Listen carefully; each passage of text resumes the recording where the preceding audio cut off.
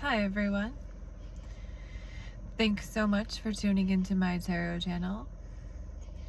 I wanted to do a really quick reading off the top of my head, and someone I love was fixating about unrequited love today.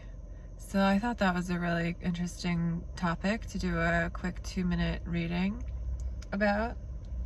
I'm not going to be using any actual tarot cards because the tarot card that comes to mind is the Three of Swords, which can be about heartbreak.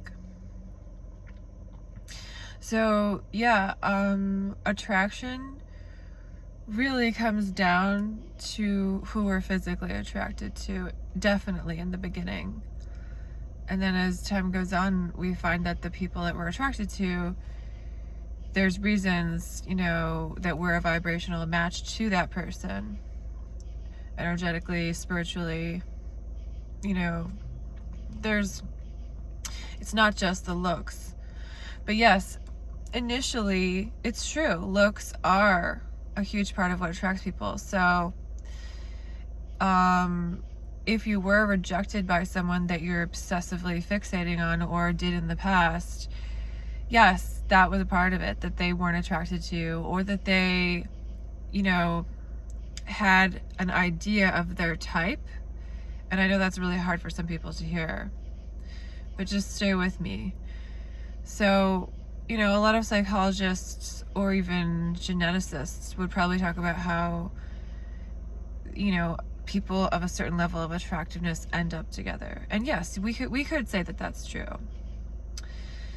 But a lot of times people who are highly attractive are also highly aware of their highly attractive nature. And this can add something to their personality where they're really full of themselves and vain.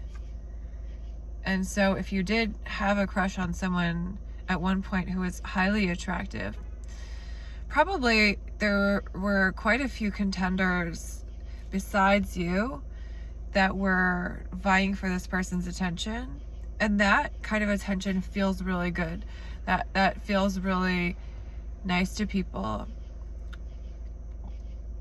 The second thing I'll say, so the highly attractive person comes with a little bit of an air of vanity, is what I'm saying, usually.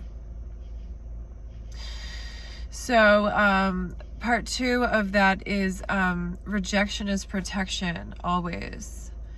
So even if you're not in the same attractiveness class as this person, which I'm putting in quotes because that's highly subjective in terms of what people find attractive, there's other reasons why you might not mesh with them. There could be, I believe in spiritual guides. There could be guides protecting you from being in relationship with them. And ultimately, you can ask yourself logically, like, if this person really is so great, as great as I think they are, and if we would be so great together, then why aren't we together? Another thing is, a lot of times we project and put our idea of someone onto who they are. And usually growing up, we get this ideal of a fantasy of a person that we'd like to be with. That can be trial and error, or even just like storybooks and like movies tell us like what our type is. But the real people that we become deeply attracted to, it might not be a first glance attraction. It might be something that builds over time.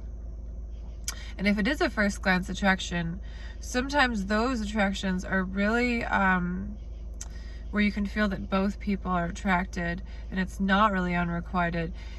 Those can be sometimes the relationships that where each person really has something to learn and to give to the other. So yeah, I guess in terms of learning to not fixate over why someone rejected you, or this could also be for friendships too, it really comes down to not taking things personally.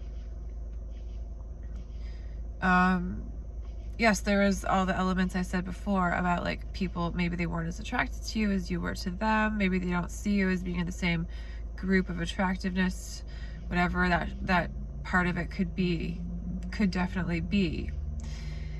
But another part of it is just, you know, that there are souls that like are meant to interact in this lifetime.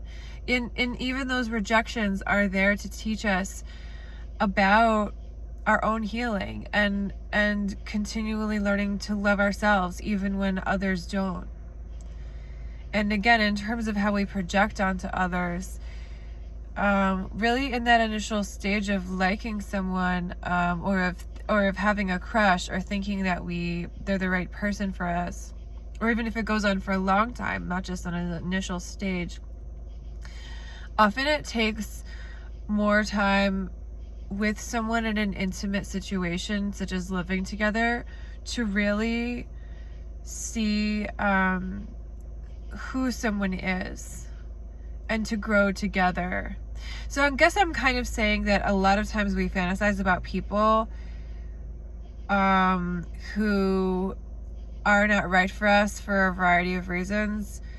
One being that they rejected us, but also they're not right for us because we don't have whatever we're imagining and putting onto them in terms of a projection is really just about us. And their rejection of us is really about them. So it gets kind of complicated, but I hope that this helps you feel a little bit better if you have been rejected, and to realize that there's definitely people that you've rejected as well. And in terms of not taking it so personally, there's also other reasons beyond attraction. Someone could find you attractive, but they're just really not in a place to open up in the way that they imagine you would want them to, or maybe they don't perceive a connection in the same way you do. And the best thing to do is to let go and to move on, and to, you know, you can cherish the fact that you did have feelings, because feelings are beautiful, even if they're fleeting, and even if they don't, you know, end the way in a situation we want them to end in. So yeah, thank you so much, and I hope you have a great day.